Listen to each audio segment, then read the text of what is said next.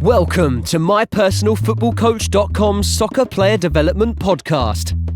Discover all the secrets, hints and tips about soccer player development and soccer coaching from some of the leading figures in world soccer. Here's your host, Saul Isaacson Hurst.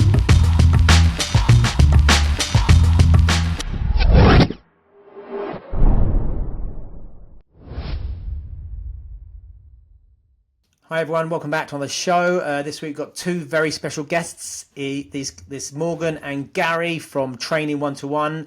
If you don't know, Training 1-to-1, one of the biggest and best providers of individual and small group supplemental training. So I came across these guys probably a couple of years ago now, and they've just really taken the social media by storm. And they're two top quality practitioners in terms of what they do in terms of individual coaching and group sessions, and just love their content in terms of their quality, in terms of what they're providing, but their social media is so sharp as well. So been really keen to get them on the show, talk about their coaching methodology, their social game, and what sets them apart. They're based in Ireland, and really, like I say, taking the individual coaching game by storm. Also, these two, Gary's kind enough to come on and speak as one of the specialists on my new course, my new one-to-one coaching trainers course. Remember, if you're interested in one-to-one coaching, these guys do, you can check this course out as well. And there's an exclusive 20% discount code for you guys only, one-to-one coach 20 off. Use this code to get 20% off my new one-to-one trainers coaching course. But like I said, top quality of these guys, real top practitioners, deep dive into their meteoric rise into the supplemental training game, and now they work with some top players all around the world as well. So yeah, really good privilege to have these guys on. Just top guys as well. Interesting story, and they've now got like a social media company as well. So two really interesting, exciting people to have on the show, and I know you're going to enjoy it. Without further ado, let's get into the show. So welcome back to another My Personal Football Coach Development Podcast. Two very special guests tonight, Morgan Biggs and Gary Daly, all the way from Ireland. They are owners and coaches of Training 1-to-1. Boys, how are we doing tonight? All good. Fantastic. Top job. Guys, question's always the same, so either one of you can tell us a bit about your background and what's brought you to here today. Well, to the position you are today, that's what I mean. Do you want to tell the origin, Morgan? I'll tell the rough origin, yeah. The same one. So we're Training 1-to-1. It's myself, Gary, and then my brother Gary as well. There's three co-founders. Obviously, it's just the two of us today. And just the overall of how we started. We would have with social media, we would have created the page back in 2016. So I would have been 16 years old then. And at the time, we gave it the name, gave it the logo, everything as is currently, which is cool that we kept it the exact same all the way through. And since then, obviously didn't do too much with it until got out of school, working with, I think the same with most supplemental coaches, just working with local players for free, building up a bit of a reputation, but obviously learning the tricks of the trade as well. Myself, compared to the two Garys, I kind of only purely come from a supplemental background in terms of coaching. I've been around team coaching, especially with the lads growing up. I'd be 4 years younger than them, or 3.5 years younger than them. So a lot of our work growing up, or mine personally, was in the supplemental game. And then the guys were working in teams here in Dublin. And from about 2018, so after I'd done school, the lads were in college doing masters and so on. That's when we started to push it a little bit more, so get a little bit more serious about it. From 2018, then obviously once we got to COVID, that's when we really started to dive in. COVID was kind of a weird time for everybody, but for us it was actually really beneficial. We kind of doubled and tripled down on what our business model was, what we were going to do in terms of our curriculum on pitch. Obviously we're still developing that, and Gary's done an amazing job of that. But that's also where we started to grow a big social following as well. And in doing so has allowed us to grow and grow and grow, and we're at a good stage at the moment. Obviously digitally we have over 1 million followers across all socials, which is obviously something we're very proud of. That's not the be all and end all, but it gives you a platform, as you know, to showcase what we do at scale all across the world, and it's opened some amazing doors for us. So the majority of what we do is obviously supplemental. Well, everything we do is supplemental, but it's mainly small group training here based in Ireland for 5 years old to 18 years old. And then what we're really known for is the professional players similar to yourselves all that you work with. We work with players seasonally in the off season. For us, we've got two kind of peak off seasons.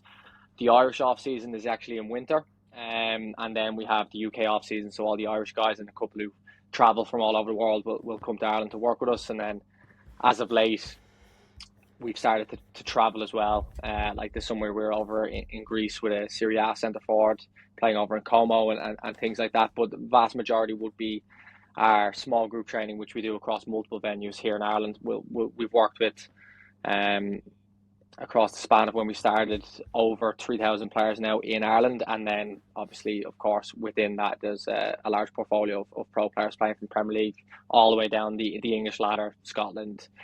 We've had players obviously over in Serie A, like I mentioned, Italy, and then just some random countries here and there. We've done a little bit of specialised work with teams as well and different continents, but that's more so kind of privatised. We don't talk about that, but yeah, the vast majority is within the small group space, mainly with younger players, with kids here in Ireland, and then we're blessed enough to work with a lot of top professionals as well.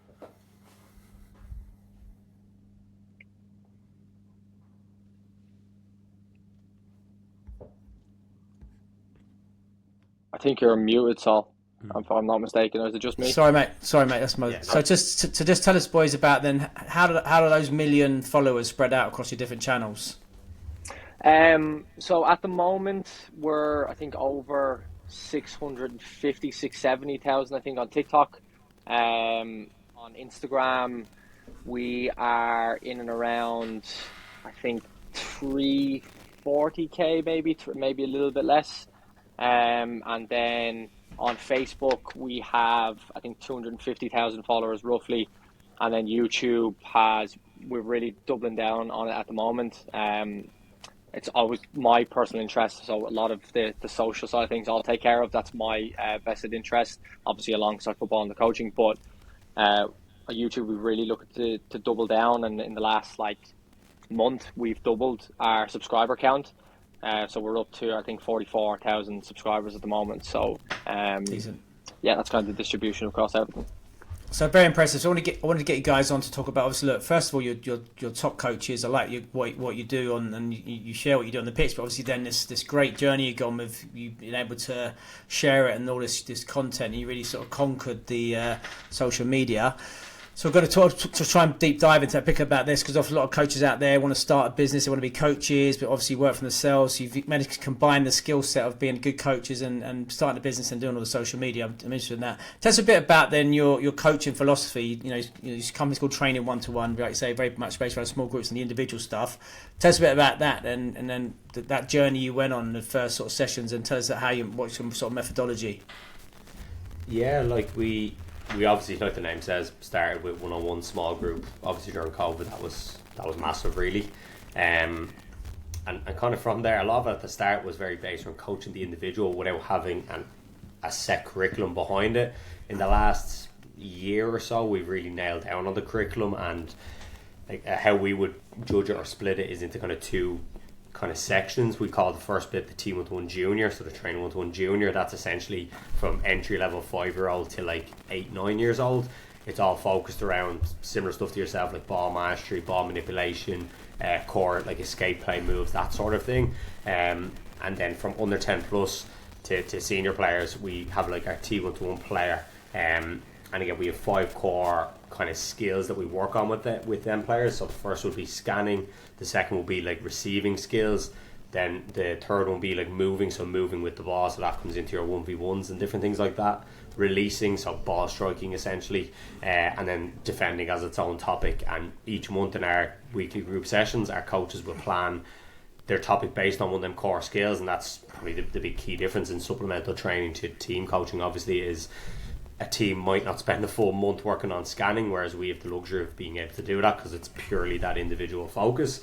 But yeah, that's kind of a brief overview of what the curriculum looks like, and the kind of key difference, like I said, between team coaching and what we do is the focus of the curriculum. That Team 1-to-1 player is all about individual aspects that a player can improve across them 5 core skills.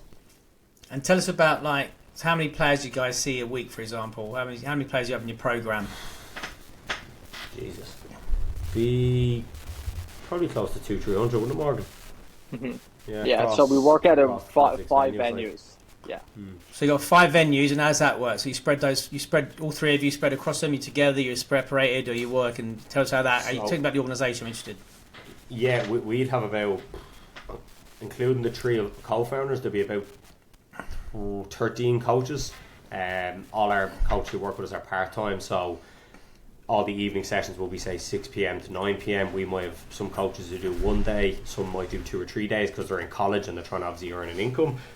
And across them 3 hours, so from 6 o'clock to 9 o'clock, generally you would have 2 groups going each hour, and we try to cater for every age group in them 3 hours. So 6 p.m. might be our ball master workshop, which is like 7, 8, 9-year-olds, and a 10 to 13 group. Then 7 p.m. we'll have a second 10 to 13 group and like a 14 to 16 group maybe. And then the last hour could be like a girls group specifically. It could be what we call a select group, which is kind of like a high level of players for their age group. It could be a senior development group, so 16 to 18. So we try to cater for as many players in terms of an age gap as we can across the 3 hours. And that's probably why we've been successful in terms of getting 300 players in a week, is because we can accommodate 5-year-olds and then 2 hours later be accommodating a 17-year-old, if that makes sense. And then you've got the luxury of that you work with top pro players as well, and I've seen that great contact. And I remember you, Morgan, saying once about, we've listened to you that those striker drills, that's what people want to see, that's what it does really well. So a couple of questions there. This one is like, do you what's it like having the grassroots players and then pro players? Do you prefer working with either or? Is that sort of thing? And then tell us after about that, then the transition to filming those striker drills in terms of what you're looking for, and how did you figure out this is the gold stuff that people want to see? So for my personal preference, like we're at a stage at the moment that since we've scaled, not rapidly, so to the outside sometimes it might seem like you've scaled really, really quickly, but we're very steady with how we grow. We take risks, of course. We don't take any crazy risks. They're all calculated.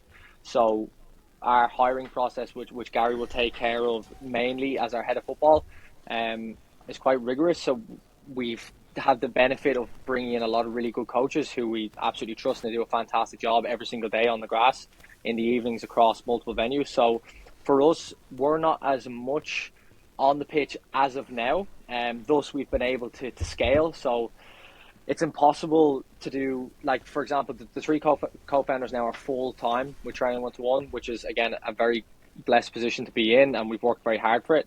So that allows us to double down on, obviously, the business operations a lot more than just being on the grass, which I suppose everyone that's in the supplemental game will know, especially those that are looking to really push on. There's only so much you can do as an individual on a pitch working with X amount of players, and especially if you want to bring high value to these players, you have to cap the amount of players that you bring in. That's already, you increase the price, you increase the head count, and if you do both, that leads to a lot of friction. So we've kept our model the same. We've just hired really, really well, which allows us to buy some time back. So in saying that, we're not on the pitch as frequently anymore with kid sessions. Obviously, Gary will be there more frequently than me. Because our roles within Training 1-to-1 are different. Of course, we all coach. We all stay sharp in the coaching game. But for myself, I seasonally will be much more on the pitch in the off season, and when it gets a little bit more specialised. So my personal preference is working with individuals. One, I love the connection you can build with pro players, especially pro players that are self-aware. Most of them that work with us absolutely are, because they know the improvements that they need to make. So I love that. I love that personal connection you can make. It's more than football. And then on the pitch, it's much easier to connect and actually get across value as quickly as possible. With top players, you build that trust. And luckily for the players that we've worked with, some of the guys we've worked with, we would have started with when they were maybe 17, and now they're 24 or 23 playing in the championship, for example. And when they first came in, they were maybe an underage international, and now they're a senior international, or they're playing at a really good level. So we've built that rapport with them over a set number of years. And a lot of them have turned out to be attacking players. So the second question on attacking and the kind of the stuff that we capture. For us, again, like I'll front the head of content. We've our lead videographer, then Finn, who works for Training 1-to-1 with ourselves, and he actually initially was a player with us when he was 12 years old. He's been training with us for years, so he knows the culture of Training 1-to-1 inside out, and he had vested interest, so he had a lot of, or innate interest, should I say, from a young age in capturing. So when he got the transition year, which is like fourth year here in Ireland, so 2 years before you finish school, you almost have like a gap year where you can go and experiment, and he was already training with us. He was kind of dialing back from playing, so we bought him a camera and we were like, right, let's train you up. And so I was spending a lot of time with him on the pitch when I wasn't coaching so much, and going through content pieces. And then obviously he's a really smart guy, and he's obviously extremely talented. Mix the two together, and it gave us someone to lean on. It's so difficult to capture sessions as a supplemental coach by yourself unless you have someone external, especially someone not external. I think there's a lot of really good videographers out there, but very few that understand the culture of a company. So for example, you might find some videographers can be like intrusive, as in not in a bad way, but we've got a service. So when we're capturing drills, it's our service. Someone's paying to be here and we're bringing maximum value as a coach. We can't have a videographer getting in the way or being overly intrusive. We would describe it as almost being like a fly on the wall. So when Finn's in recording our sessions, you wouldn't know he's there. So he's just lingering around, and we're just so dialed on bringing value that we only deal with the content after. And we've gotten to a stage now, we've done it since 2018, capturing content. We always tell the story. Our first piece, myself and Gary went out to train, and our phone was in a bleeding shoe. That's how we were capturing the content. We didn't have a tripod. So like it started from that. And then luckily for us, like Gary, for example, and my brother Gary as well, we call him G. So the two of them, obviously they care about what we're putting out, but they're not massively involved in the content side of things. And when it comes to the curriculum building, like anything, the lads will give me input on content and I'll give input on the curriculum, but we have our roles. So I've built that role over a long time. So Morgan, then, so you got Finn comes. So I'm going to to give me the practicality. You got Finn coming down. Do you have two cameras there? Got a bit of drone stuff going on as well. Tell us about, because obviously, so people not in the know, because it's good you have cutaways. You have two different shots at least when you're doing the edits. Tell us about how that practically works. What's happening, everyone? I hope you're enjoying the show. Just a quick one to tell you about my new one-to-one coaches training course. If you're a one-to-one coach or you're interested in individual development, I've created a course specifically for you. So not only does this break down how to structure one-to-one courses in terms of the methodology and the ideas behind it, it also gives you a full library of sessions with myself and Premier League players, academy players, grassroots players. Not only that, if you're interested in starting a business or developing your social media, I give you tips on these areas, as well as asking some of the top practitioners in the game. So some of the top one-to-one coaches I know, not only in academy and pro football, but also in private football as well. You get your advice in that. Now, if you're interested in that, you can also check out an exclusive 20% discount offer for this course as well. This is very exclusive and for a short time only. Check it out. It's one-to-one coach 20 off. You can get exclusive discount. Just follow the information in the bio to check out the new course. There's nothing else like it in the world. The first course for one-to-one coaches. And this is approved, remember, to take players to the Premier League. Check out the information and check out this very exclusive discount, which will not last for long. But without further ado, let's get into the show.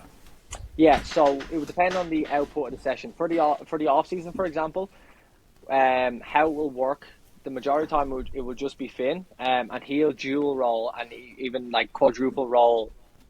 Let's say we take one session, it's a finishing session with a centre forward. I won't go into a crazy amount of detail because it is complex enough once you get into it, but simply put, he is there with a camera. The camera we use, if anyone wants to know, is a Sony A7 Mark IV. It's a really high quality camera backed with a really good lens as well. So obviously you don't need that. You don't need the best equipment. That's not what I'm saying, but that is just what we use. So he'll be capturing the initial pieces, so the arrivals, the walk-ins. That's his setup.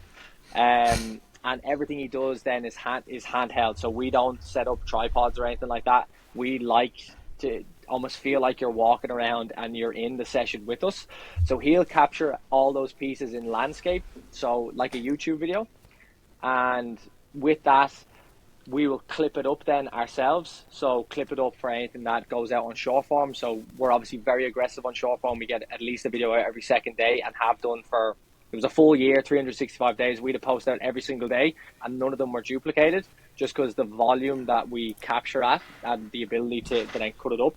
So he'll use that, and then for portions of drills which we've understood that perform well and are highly educational, that might need a different perspective, you'll find like some of the passion drills we'll do, if you're on the same eye level, let's say from a camera perspective, and you're looking at it, it's very difficult to see what's going on at that level. But if you put a drone in the sky and match it with the audio that you're capturing pitch side, it's a whole different experience. So a lot of our higher performing pieces would be shot on a drone. Just because the perspective is so different. It's like watching a game of live football, and if you're at dugout level, the game looks completely different. But if you're up in the commentator's box, it's a whole different perspective of what you're watching. So it's the same thing when it comes to content. So we'll be quite strategic with what we capture via drone. There's frictions to drone. One is Finn will put the drone in the sky, so he'll have it already set up. He'll know at what stage, so he'll liaise with me or the coaches that he's recording of what at what stage we'll be going into a finishing practice, for example.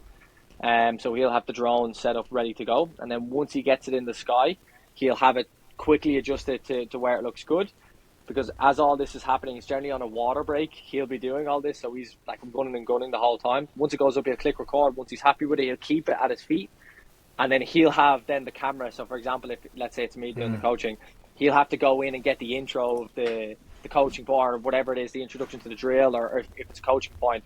So he's doing both at the same time, dual rolling both, and it looks pretty seamless once it's done and edited in post-production, but it's quite chaotic on the day. But that took like years to master, like multiple seasons, off seasons. Evening sessions will be completely different then, because there's different factors. You're generally in cages as opposed to a nice big astro. The lighting is different because mainly it's in the evening, and with that there's a lot of consideration. So there is a lot of detail to it, but in summary, we have one guy that does that, and he does it really well.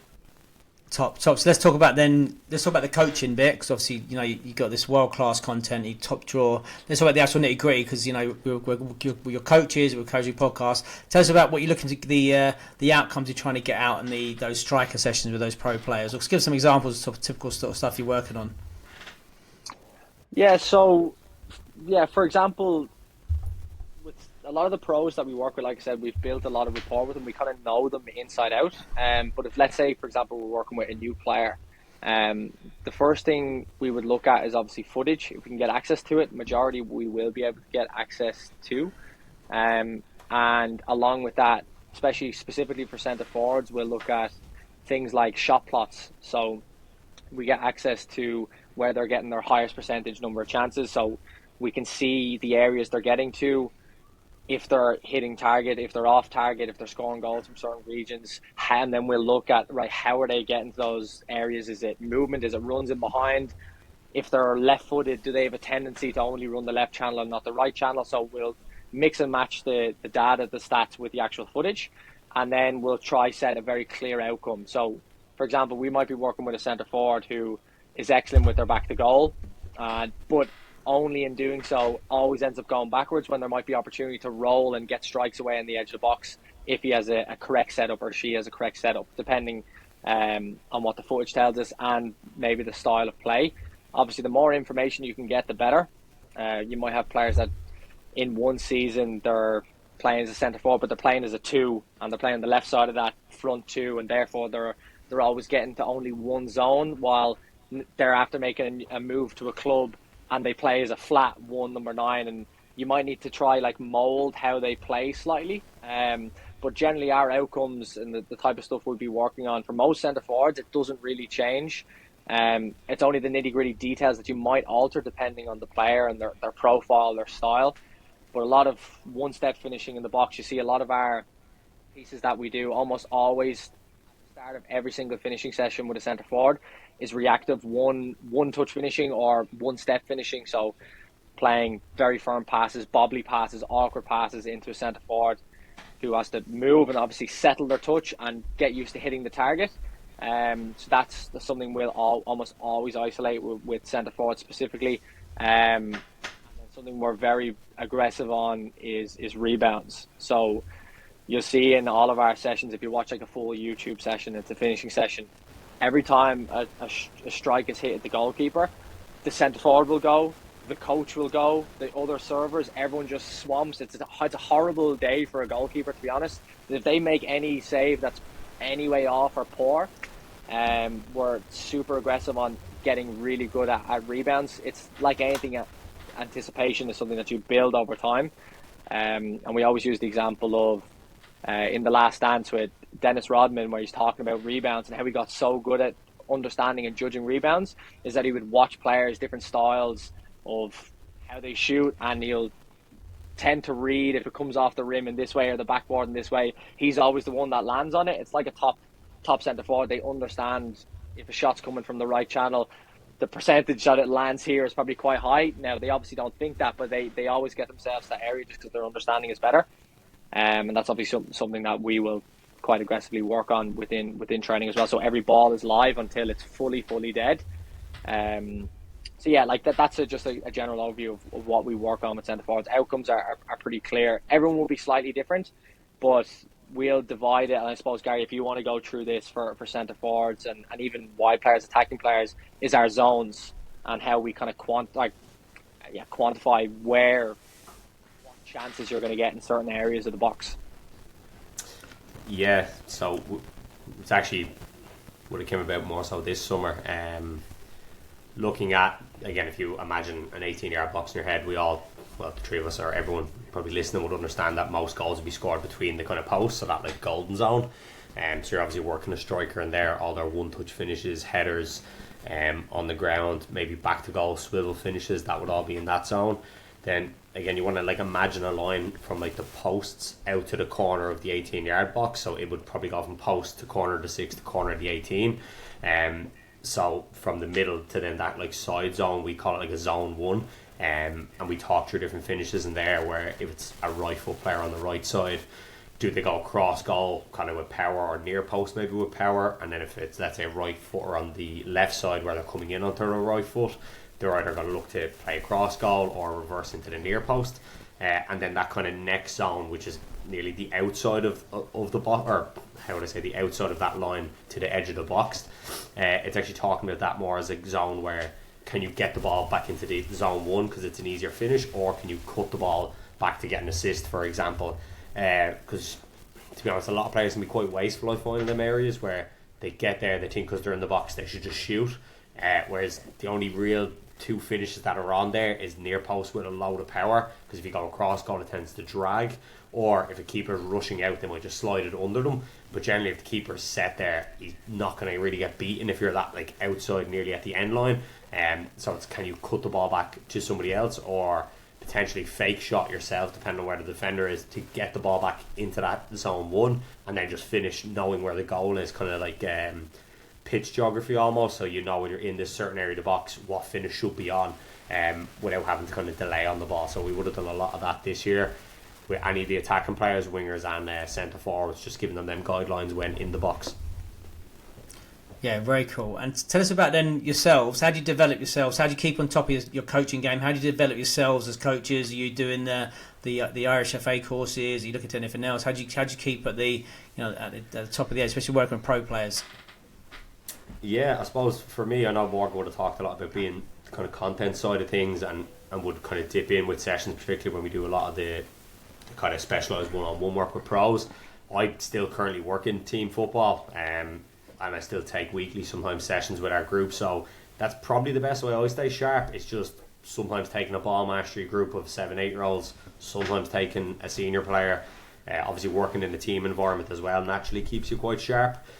So I just, for me personally, week to week, just constantly exposing myself to different variations of coaching, different groups, different styles, and then at this stage I currently hold an elite UEFA A licence, which is the second highest coaching qualification you can have, obviously the pro licence being the top one. So again, I would have done that, I have that one probably a year at this stage, 9 months to a year. Again, them kind of courses are are good for getting your coaching process, your reflection, all that sort of stuff. And then the thing for me, anyone ever asks me how you can improve as a coach or your own coach development, it's learning stuff off people online and trying it yourself. So say I might see an exercise you do, Saul, with a winger, and then I might try it tomorrow and see if I can make it look the same, maybe add my own twist to it. And again, that's the name of the game here. The best coaches are probably the best thieves, to be honest. We take what we like from other coaches and we mould it to our sessions and our environment, and whatever's good sticks, whatever doesn't, you throw it away and you try something else. 100%. And interesting actually, because some young coach said to me the other day in London, he said, I'm not sure I'd do the courses because I don't find they're very useful for myself as an individual coach stroke small group coach. So what do you think, my question is, I said, look, you've got to do all courses, you'll got value for it, but how was that for you as someone who focuses more on the small group stuff and doing the A license? I've done the A license as well. Obviously it's more set around 11v11 stuff. Tell me what did you take from that you could use in your own environment? You talked about process and stuff like that, but just talk a bit about that journey and the benefit of doing that course. Yeah, one big thing for me, and this is more from the B license, but it's probably applicable to the A, is the idea of like orientation. So again, the team set and I might be building up from the back against a high press. So a lot of people will do that build-up session, but actually orientating the opposition is really important in them sessions. So if you're playing against a 4-4-2 high press, you set up the opposition to press like the team you're going to play on the weekend. And I actually think that's really important when it comes to one-on-one sessions, because a player might come to you and go, I play against a certain type of winger, he always does this, how do I deal with that as a fullback? And then nearly you're orientating to be that kind of problem for that player. So that's it, very specific to a one-on-one session, as well as that kind of process for me would have been learned on one of them courses.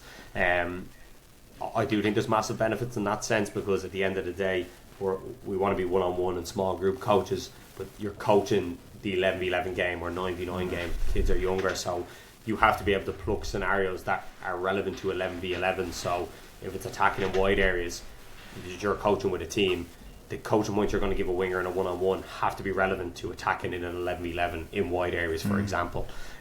So at the end of the day, we have to coach the game. And it's probably a frustration with our industry, is that you see a lot of stuff that, again, Morgan's quite conscious of this, and all three of us are with the social media stuff, is we try not to, how would you say, over glamour it, if that makes sense. Like obviously the social media is really good in the way the lads record it and shoot it and the angles, but sometimes the exercises are really, really basics. We try not to do gimmicky exercises, or what we believe to be gimmicky exercises, whereas as an industry it's quite riddled with, this looks really, really good on camera because it looks like the player's working really hard, but there's very little transfer to maybe the game. Whereas again, you see some of the best sessions in this industry I've seen are a winger working on one specific move to get a yard to finish, and it looks boring, but it's so relevant to what he's going to do on the weekend, because he might get 3 chances to do that in a game.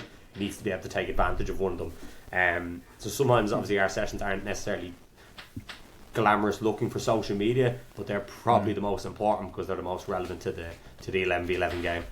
Yeah, I think you made a great point there about the 11v11, the tactical. I talk about individual tactics a lot, and you're saying, but then they're irrelevant without the group tactics, the team tactics they fit in, isn't it? So that's the bigger picture. That's really cool. Let's move on now, because I've obviously follow you guys in LinkedIn as well, and let's talk about your diversification a little bit now. You've got a social media company, right? And remind me, what's the name? Is it In the Trenches Media or something like that? Is it Trench Medium? Yeah, it's myself and Trench Media. My brother Gary. Yeah, we've co-founded it. So let's just tell about that, because obviously, I think that's really impressive, and so just tell us about that journey, and obviously the sort of where that's led you, because obviously you're doing stuff with, because I know I saw you doing stuff with not football companies, all other different sort of companies, and how that's sort of grown from there. Yeah, so like I mentioned earlier, my innate interest from very young has been within the content game, mainly obviously across socials. Naturally, we work across many different industries, so it's always something that I kind of knew I would get into longer term. So at the moment, I balance both, with obviously co-founding and co-running Training 1-to-1, and then Trench Medium is separate. Obviously, a lot of the connections that you end up making in both industries is correlated, but the actual output, the work is entirely different. So, yeah, so we work across multiple industries. Again, Finn would be one of our lead videographers for Trench as well. And then the name is, funny enough, you'll see an awful lot on the Training 1-to-1 post. We talk about players, and that caught on with a lot of pro players as well. It's about like being in the trenches. So when they're in training with us, they obviously know they're going to get proper sessions, it's going to be proper detail. Everyone feels like they're all fighting together. So we decided to name it that as well. So it was like a kickback from where we came from, and obviously we're still continuing to grow Training 1-to-1 and continuing to grow both. Trench is only new. It's in a good position though. We're working with, like you mentioned, a wide variety of industries. We're in the sports space as well, so we work with like paddle companies and gyms. A lot of the stuff that we would have picked up from growing Training 1-to-1 from a social point of view, not really from a business point of view. Some of it's correlated, but mainly from a social point of view, directly correlates to multi-industries, especially the sporting space. And that's obviously brought a lot of success to us immediately. And then we work in things that are polar opposite, in fashion, in food, completely different. I'm trying to correlate the things we've learned to anyone, like I said earlier, can pick up a camera. But what is definitely been kind of the key for us and what has allowed us to grow and scale again that other company quickly is things that we've picked up from the likes of coaching, which is clear communication, being very punctual, being very well organized in terms of your systems, and then obviously providing high value.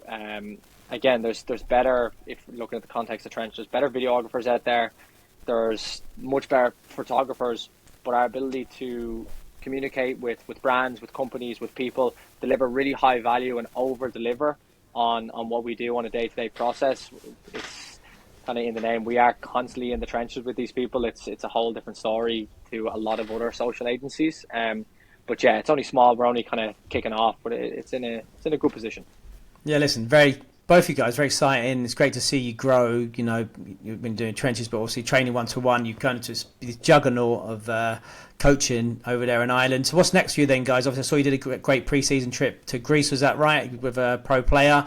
What's your mid-term targets, your long-term targets? Where can you take Training 1-to-1?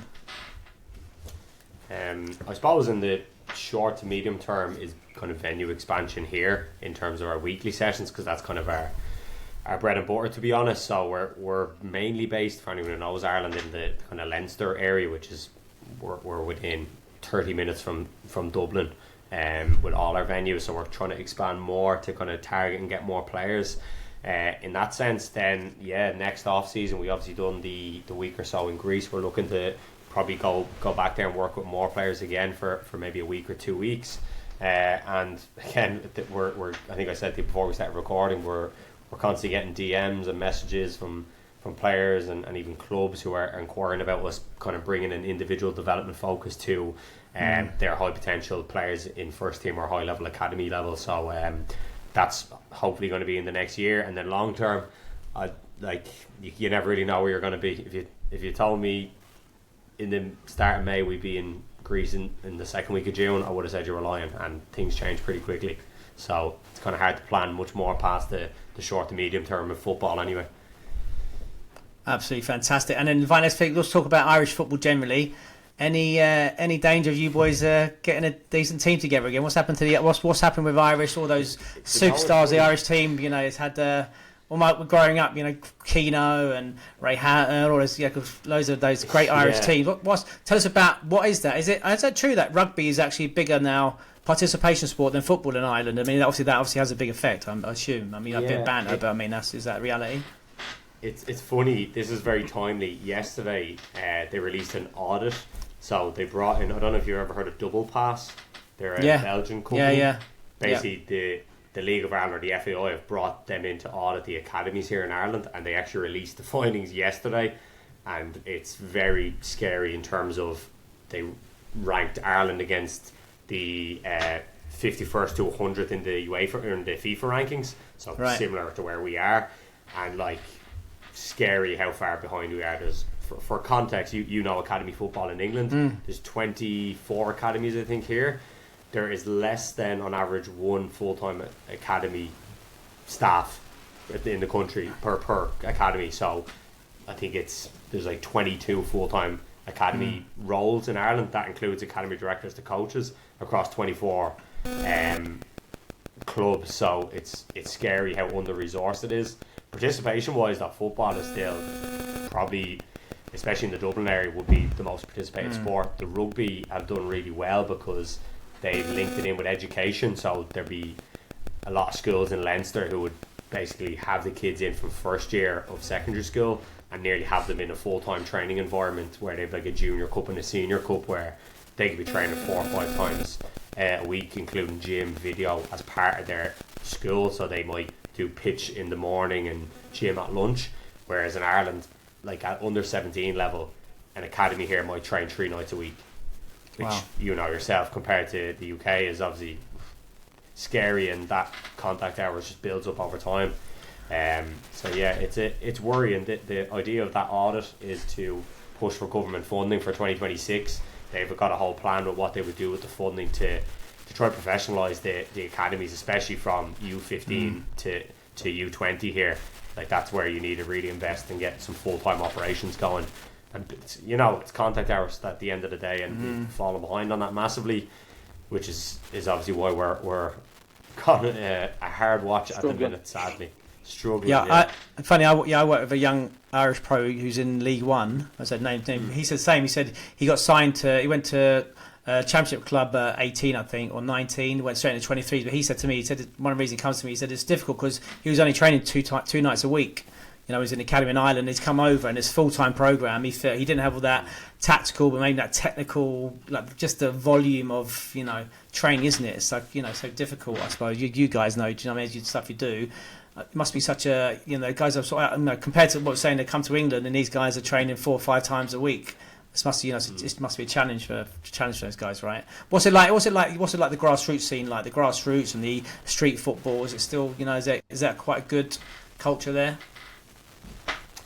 I always think it's unique to Ireland, but I think it's the same in most countries. It's probably an over focus on winning games at too early an age. Yourself, you might go watch an under 10s game in the local park, and it's Pep Guardiola versus Jose Mourinho on the sideline in some cases, which again, that's probably a lack of education on.